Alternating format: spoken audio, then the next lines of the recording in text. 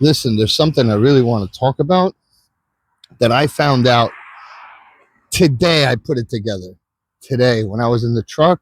My niece texted me. We were talking about trauma because my sister's a narcissist. When we would go to my mom, see, this is how it was growing up.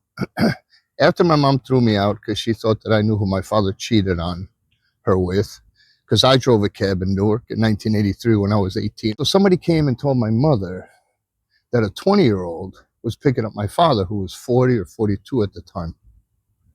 And my mother came to me crying, I didn't wash her diaper, that she didn't buy herself something to buy me diapers, and that my father kicked her when she was 8 months pregnant and she fell and she had to have me 2 weeks early.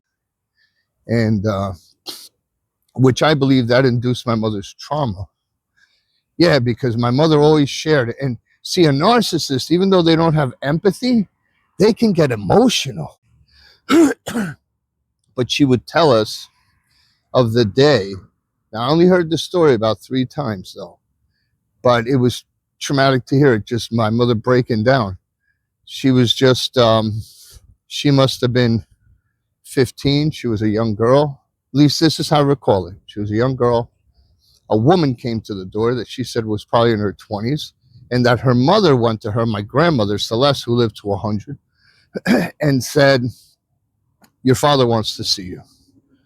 So my mother was escorted by this young woman, and she thought they were going to the bar. And they get to the bar, but there's a door next to the bar. So she goes, "But we don't walk in the bar." She says, "Come this way." She opens the door, and she goes upstairs, and she walks into this room. It kind of reminded me of, if anybody saw 6 Feet Under in the first season, where they find that like the father had like this whole hidden life. It was kind of like that. It was reminiscent. When she walked in, she saw pictures of my grandfather with that woman. It was their apartment. He was dying on his bed. He was dying. And I don't know. She shared what he said. I don't remember.